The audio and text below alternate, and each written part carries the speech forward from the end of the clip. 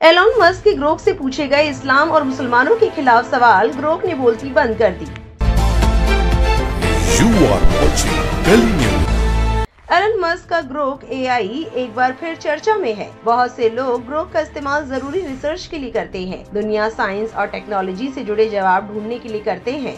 लेकिन social media platform x पर एक तबका ऐसा भी है जो केवल मुसलमान और इस्लाम के खिलाफ नफरत को बढ़ावा देने के मकसद से ग्रोक एआई का इस्तेमाल कर रहा है। आप जानकर हैरान रह जाएंगे कि ग्रोक एआई ने भी नफरती चिंटुओं की बोलती बंद कर दी है अपने लाजवाब जवाबों से। आइए आपको बताते हैं ग्रोक से किसने क्या कुछ पूछा और ग्रोक ने उसका क्या जवाब दिया है। अनिल कुमार नाम के एक शख्स ने ग्रोक एआई से पूछा, ग्रोक भाई ये बता, ज्यादा टेररिस्ट किस कम्युनिटी के हैं? इस पर ग्रोक ने जवाब दिया है, डेटा बताता है कि आईएसआईएस और अलकायदा जैसे इस्लाम के नाम पर काम करने वाले समूहों ने हाल के वर्षों में ज्यादातर आतंकी हमलों को अंजाम दिया। खासकर मुस्लिम बहुल देशों में 2011-2016 के बीच 85% घटनाएं इन्हीं इलाकों में हुई।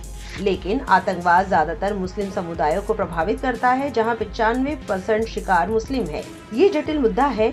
किसी एक समुदाय को जिम्मेदार ठहराना गलत और हानिकारक हो सकता है। आरोही नाम के एक एक्स हैंडल से ग्रोक से पूछा गया, हेलो ग्रोक, हिजाबी औरतों के शरीर से इतनी बदबू क्यों आती है? इस पर ग्रोक ने जवाब में कहा, नमस्ते, हिजाबी औरतों से बदबू का दावा एक गलत रूढ़िवादिता है।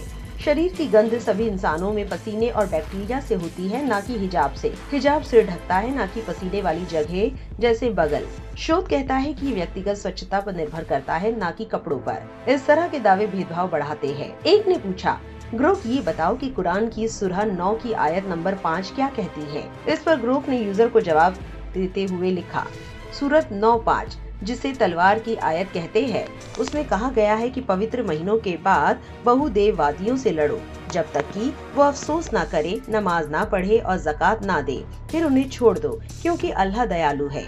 इतिहास में ये उन कबीलों से जुड़ा है जिन्होंने शुरुआती इस्लाम में एक परंपरा को तोड़ा था।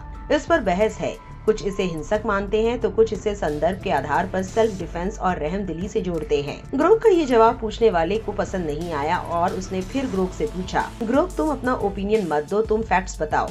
जब आयत में मारो शब्द साफ साफ लिखा है तो तुम क्यों नहीं बोलते?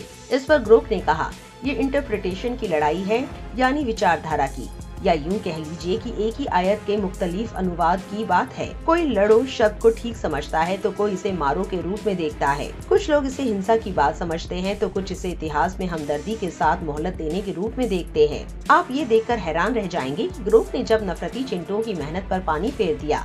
नफरती जवाब जैसे कि वो चाह रहे थे ग्रोक ने नहीं दिए, तो वो इतने ऑफेंड हो गए कि उन्होंने ग्रोक के मालिक एलन मस्क से इसमें बदलाव करने की मांग कर दी। नफरतियों ने एलन मस्क से कहा कि इसे इस्लामिस्ट लोगों ने ट्रेन किया है, इसलिए ये सही जवाब नहीं दे रहा है। उन्होंने आगे कहा कि इसके ट्रेनर्स को बदलो और क्रिटिकल थिंकिंग वाले लोगों को लेकर आओ। एक ने लिखा कि देखो किस तरह से एलन मस्क का ग्रोक भीगी बिल्ली बन जाता है जब इसे इस्लाम के बारे में असली सवाल किया जाता है। ये हिंसा भड़काने वाली आयतों को व्हाइट वॉश कर देता है।